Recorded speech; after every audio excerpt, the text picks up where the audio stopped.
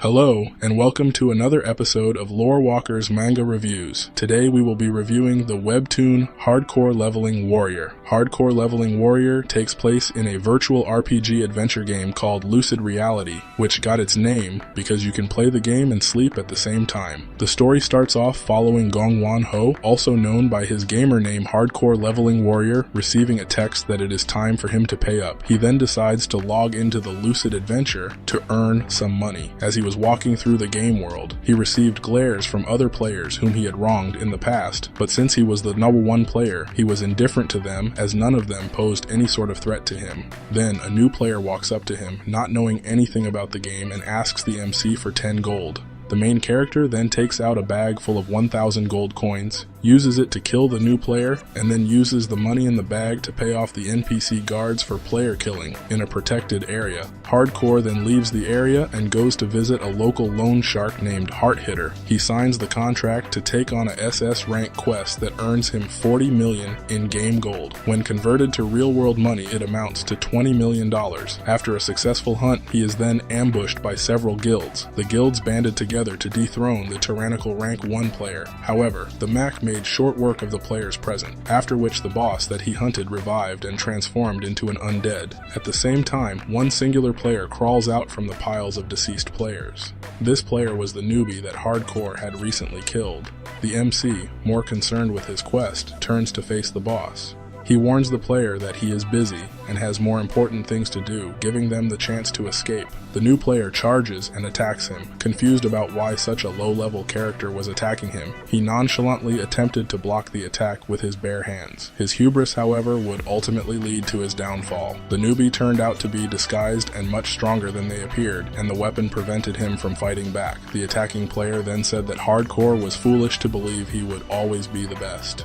She also reveals his deepest secret. Normally, when a player dies in this game, they receive a slight level and experience penalty. However, that is not the case with the main character. When he dies, all his character and stats are reset to 1, effectively turning him to a newbie player. She then takes all his equipment and leaves him to be killed by the boss. The story then picks up with a girl getting into a fight over food. Hardcore is seen in the forest getting beat up by mobs. Another player notices him and attempts to help him before he realizes who he was. Realizing that the number 1 player was reduced to a noob, they decided to take him back to the city square to beat him for his past transgressions.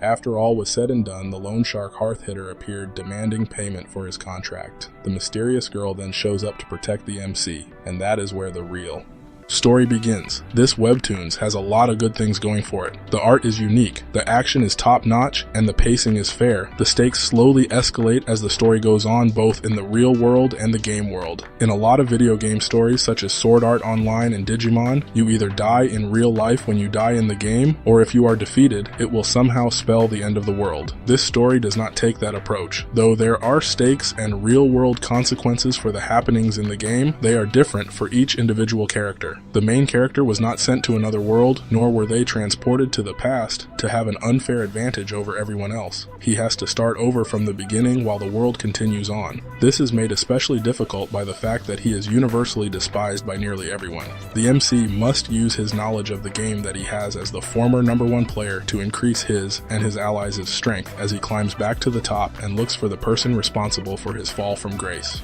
The story also does a phenomenal job with NPCs in the game. The characters are as unique and memorable as the players. They are dynamic with their own desires and loyalties. While all those things are good, I find that the most captivating thing about this webtoon is the class and attack system. In this webtoon, you are given a class. That class then develops differently based on how you play, and there are thousands of possible classes. There are also multiple paths of advancements for each class. This leads to nearly unlimited possibilities, as even on the off chance that a character has the same class, they will still have completely different abilities. Everything from chef to gambler can be a combat class. The attack system is also relatively robust. In other manga such as Dragon Ball Z, they will introduce an attack or transformation. The attacks will basically stay the same with very little variation throughout its run, and transformations are often abandoned once a stronger form comes along, such as Kaioken in DBZ or Sage Mode in Naruto. However, in this webtoon, they often combine existing techniques to create new attacks and techniques.